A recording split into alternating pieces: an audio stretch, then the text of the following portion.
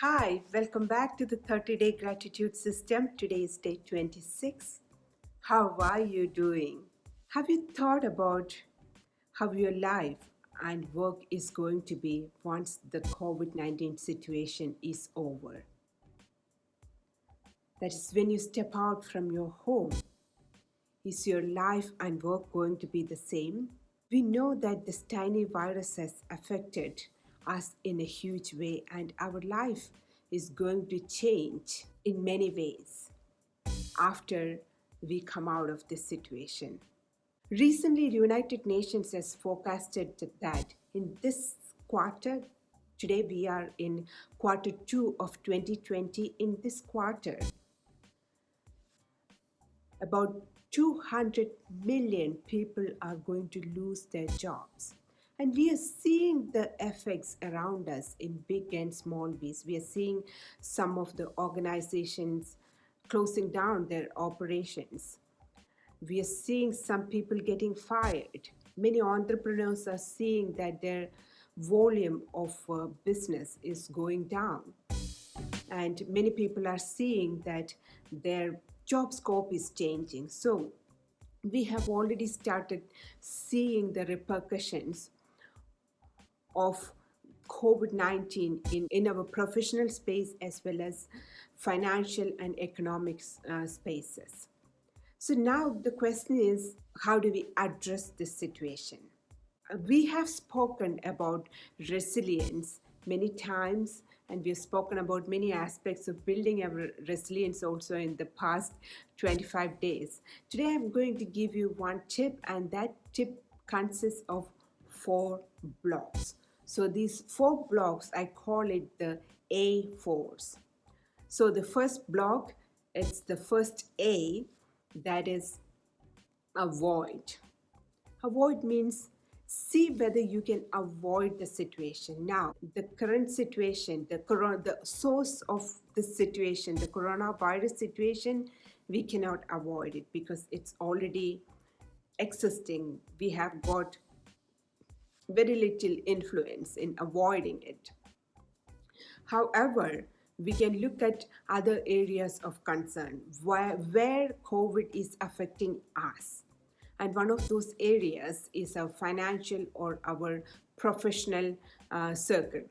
So, what can we do to avoid the problems that we might get into because of the coronavirus situation?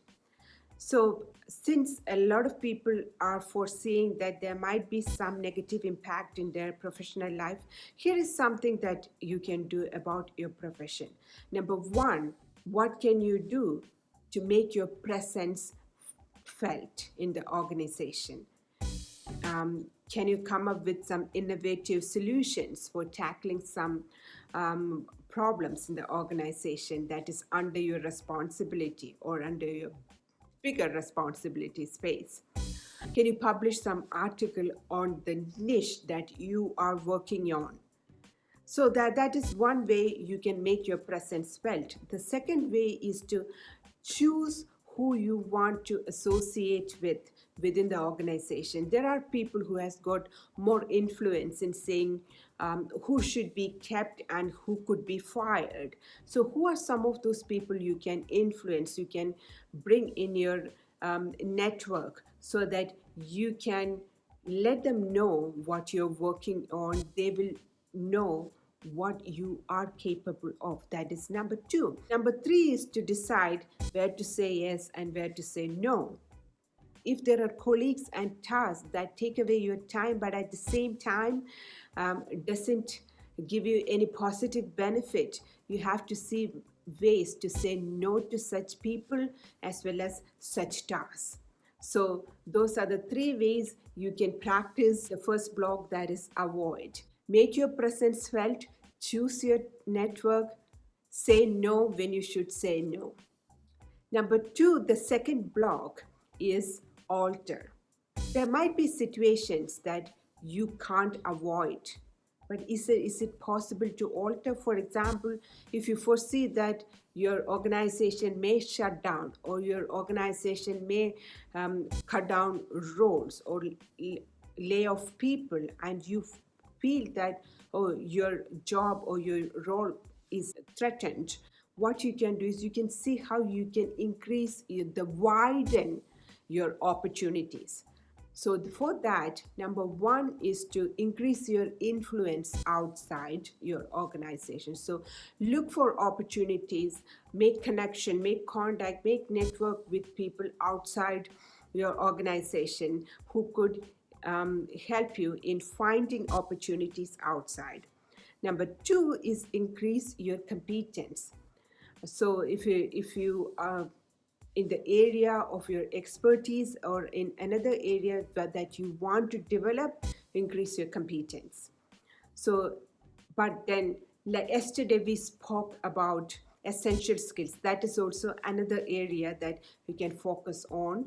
So, how can you improve your essential skills, such as negotiation skills, communication skills, interview skills, and so on, so that you will be prepared to widen your network outside your organization, as well as to find opportunities that you can fall back on if anything negative happens to your role or your organization.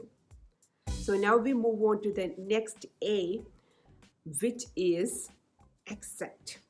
Accepting the situation. You see, when we are able to accept a situation, it will open up a lot of things for us. Number one, it will open up more ideas within us. We will be more open to more ideas, as well as we will come up with more ideas, and that will eventually help us to see and grab opportunities. But what happens in the case of accepting a negative situation is that we might also get into some negative emotions. So you have to be very careful that you are not falling into that trap of negative emotions. So how can you avoid that? Number one is having positive self-talk. We have talked about self-talk and self-coaching a few days ago. If you would like, you can in fact go and check that episode and see how you can cultivate self-coaching abilities. So positive self-talk is something that will help you tremendously, so that you can be upbeat and optimistic about your future opportunities. Number two is a slogan, an action oriented slogan for yourself. An action oriented slogan could be something like, I can pick up this skill and look for opportunities, or I am able to communicate well, I'm an effective communicator, so I'm going to communicate these people and find out opportunities. So create an action oriented slogan for yourself, so that will remind you to be optimistic, as well as it will remind you of the opportunities that are present outside your organization. And next is to have a healthy lifestyle, a healthy habits, so that will also help you with enough happiness hormones, and that will give you a lot of health benefits, physical health benefits, as well as mental health benefits. And we have spoken about it in the past as well. You can go back and check those episodes as well. So in order to once you accept your situations, to keep you upbeat and optimistic, these are the three things that you can do. Number one is positive self-talk. Number two is an action-oriented slogan for yourself. And number three is healthy habits. Now we move on to the fourth block. The fourth block is adapt. Adapting means, if you expect that there might be some negative impact in my job or in my business, you adapt to that situation. That means you are trying to excel in the current situation. And even in that, in that situation, what can you do so that you can design a better future? One of the things that you can do is look at your way, look at the lifestyle, look at your life, and decide what you want to say yes to and what you want to say no to. For example, if you eat out 3 times a week, and you can decide whether, oh, do I need to spend that much money on eating outside, or can I create something fun at home and eat from home and save some money, right? Or if you are stressed, how can you find some way to relax? How can you educate yourself? How can you get coached so that you can upskill yourself, you can relax yourself, you can think better, you can rejuvenate and move ahead with more energy? So look at things that you can say yes to and you can say no to. And so that is one way to adapt to that situation. So remember, this adapting doesn't mean that my life is gone, so I'm going to be like this. Adapting means that you're trying to see how you can excel in the current situation. And those are the 4 A's: avoid, alter, accept, and adapt. Now, moving on to our next segment, for that is the gratitude task, the gratitude component of that. I would like you to look back and think about a situation you faced in the past and where you used one or few of these A's and came out of that situation as a winner. You see, looking at that situation is extremely important now, because you have proved to yourself that you are able to persevere, you're able to discipline yourself and come out of a situation as a winner. And that is an asset. And you are going to sit on that asset, make use of that asset, and to tackle the situation that may come or may not come in the future, right? So you're being prepared with uh, the experience and learning from that asset of a situation. Now we move on to the next segment, which is the action component. For the action component, this is what I would like you to do. I would like you to look at your current situation. If you are suspecting something about your profession or about your business, or about your personal life, and see how you can make use of the 4 A's so that you can prepare well and tackle the situation in case if it arises. Even if it doesn't arise, this preparation would be useful for you to tackle any challenges in the future. So please don't look at it as a futile effort. This is something with which you are strengthening your mind and strengthening your resolve and strengthening your fabulous future.